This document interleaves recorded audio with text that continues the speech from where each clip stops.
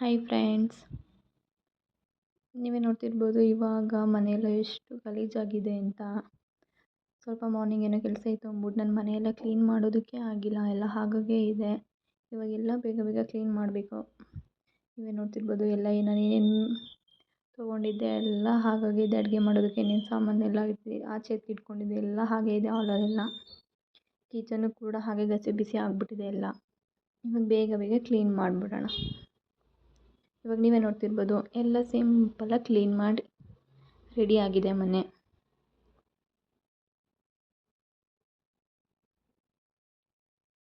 ನೀವೇ ನೋಡ್ತಿರ್ಬೋದು ತುಂಬ ಏನು ಮಾಡಿಲ್ಲ, ಸಿಂಪಲಾಗಿ ನೀಟಾಗೆಲ್ಲ ಕ್ಲೀನ್ ಮಾಡಿದ್ದೀನಿ. ಹಾಲ್ ಕೂಡ ಕ್ಲೀನ್ ಆಗಿದೆ, ಕಿಚನ್ನು ಕೂಡ ಕ್ಲೀನ್ ಆಗಿದೆ. ನೆಕ್ಸ್ಟ್ ತೋರಿಸ್ತೀನಿ ನೋಡಿ.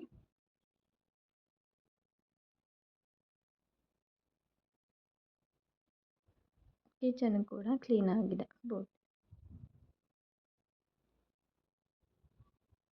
ನೆಕ್ಸ್ಟ್ ಇವಾಗ ಮಾರ್ನಿಂಗ್ ಟಿಫನ್ ಮಾಡಬೇಕಲ್ವ, ಅದಕ್ಕೇ ಬೇಗ ಬೇಗ ನೈಟೇ ಎಲ್ಲ ಸಂಪ್ಳ ಎಲ್ಲ ರುಬ್ಬಿಟ್ಟಿದ್ದೆ. ಇವಾಗ ಸ್ವಲ್ಪ ಇಡ್ಲಿ ಮಾಡಿಬಿಡೋಣ ಅಂದ್ಬಿಟ್ಟು ಇಡ್ಲಿಗೂ ಕೂಡ ಇಡ್ತಾಯಿದ್ದೀನಿ. ಸ್ವಲ್ಪ ಸುಮ್ಮನೆ ಹಾಗೆ ಚೆನ್ನಾಗಿ ಕಾಣಿಸ್ಲಿ ಅಂದ್ಬಿಟ್ಟು ಕ್ಯಾರೆಟ್ ತುರಿ ಮಾತ್ರ ಹಾಕಿದ್ದೀನಿ.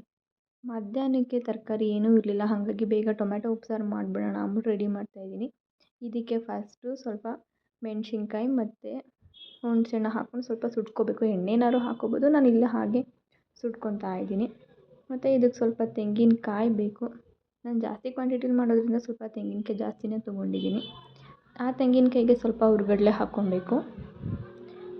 ನೀವು ಎಷ್ಟು ಜನಕ್ಕೆ ಮಾಡ್ತೀರಾ ಅದ್ರ ಮೇಲೆ ನೋಡಿಕೊಂಡು ಕಾಯಿ, ಹುರ್ಗಡ್ಲೆ, ಮೆಣಸಿನ್ಕಾಯಿ ಎಲ್ಲ ಹಾಕ್ಕೊಳ್ಳಿ ಆಯಿತಾ.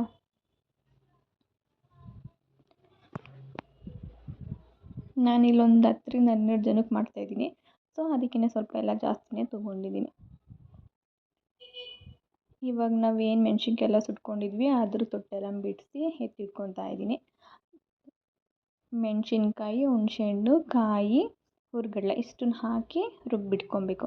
ಟೊಮೆಟೊ ಉಪ್ಸಾರಿಗೆ ಟೊಮೆಟೊ ಇಲ್ಲದಲೇ ಇದ್ದರೆ ಆಗುತ್ತಾ. ನೆಕ್ಸ್ಟ್ ಟೊಮೆಟೊ ತೊಗೊಂಡು ಎಲ್ಲ ವಾಶ್ ಮಾಡಿ ಕಟ್ ಮಾಡಿ ಅದನ್ನು ಕೂಡ ರುಬ್ಬಿ ಎತ್ತಿಟ್ಕೊಬೇಕು.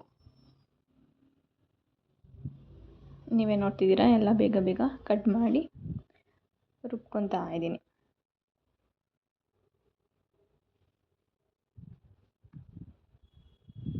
ಟೊಮೆಟೊ ಉಪ್ಸಾರು ಅಂದರೆ ಮೇನ್ ಉಪ್ಸಾರಿಗೆ ಏನೇನು ಹಾಕಬೇಕು ಅದು ಹಾಕ್ತಲೇ ಇರೋ ಉಪ್ಸಾರು ಆಗುತ್ತಾ. ನೆಕ್ಸ್ಟ್ ಅದಕ್ಕೆ ಬೆಳ್ಳುಳ್ಳಿ, ಜೀರಿಗೆ, ಮೆಣಸು, ಸ್ವಲ್ಪ ಕರಿಬೇವಿನ ಸೊಪ್ಪು, ಸ್ವಲ್ಪ ಕಲ್ಲುಪ್ಪಾದರೂ ಹಾಕ್ಬೋದು. ಒಬ್ಬೊಬ್ಬರು ಕೆಂಪು ಸಾಲ್ಟ್ ಇರುತ್ತಲ್ಲ ಅದನ್ನು ಕೂಡ ಹಾಕ್ತಾರೆ, ಅದು ನಿಮ್ಮ ಇಷ್ಟ. ನಾನು ಯೂಶ್ವಲಿ ಕಲ್ಲುಪ್ಪೆ ಹಾಕೋದು, ಅದನ್ನು ಹಾಕ್ತಾಯಿದ್ದೀನಿ. ಅಷ್ಟನ್ನು ಕೂಡ ಹಾಕಿ ರುಬ್ಬಿ ಎತ್ತಿಟ್ಕೊಬೇಕು. ನಿಮಗೆ ಖಾರ ಎಷ್ಟು ಬೇಕೋ ಅಷ್ಟು ನೋಡಿಕೊಂಡು ಮೆಣಸು ಹಾಕ್ಕೊಳ್ಳಿ.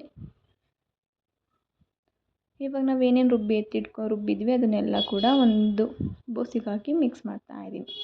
ನಾವೀಗ ಮಿಕ್ಸ್ ಮಾಡಿದ್ದೆಲ್ಲ ಆದಮೇಲೆ ನೆಕ್ಸ್ಟು ಒಂದು ತಪ್ಪಲೆ ಇಟ್ಟು ಅದಕ್ಕೆ ಎಣ್ಣೆ, ಸಾಸಿವೆ, ಸ್ವಲ್ಪ ಜೀರಿಗೆ, ಸ್ವಲ್ಪ ಕರಿಬೇವಿನ ಸೊಪ್ಪು, ಒಂದು ಮೆಣಸಿನ್ಕಾಯಿ ಹಾಕಿ ಒಗ್ಗರಣೆ ಹಾಕಿ ನಾವೇನು ರುಬ್ಬಿಟ್ಕೊಂಡಿದ್ವಲ್ಲ ಅದನ್ನೆಲ್ಲ ಹಾಕಿ ಒಗ್ಗರಣೆ ಹಾಕಬೇಕು. ಒಟ್ಟಿಗೆ ಒಗ್ಗರಣೆ ಹಾಕ್ಬೋದು, ನಾನು ನಿಮಗೆ ತೋರಿಸೋದಕ್ಕೆ ಸ್ವಲ್ಪನೇ ಹಾಕ್ತಾಯಿದ್ದೀನಿ.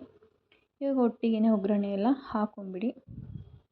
ನಾವು ಆಲ್ರೆಡಿ ರುಬ್ಬೋದಕ್ಕೆಲ್ಲ ನಾವೆಲ್ಲ ಸಾಲ್ಟ್ ಹಾಕಿದ್ವಲ್ಲ, ನೀವು ನೆಕ್ಸ್ಟ್ ನೋಡಿಕೊಂಡು ಸಾಲ್ಟ್ ಹಾಕ್ಕೊಳ್ಳಿ.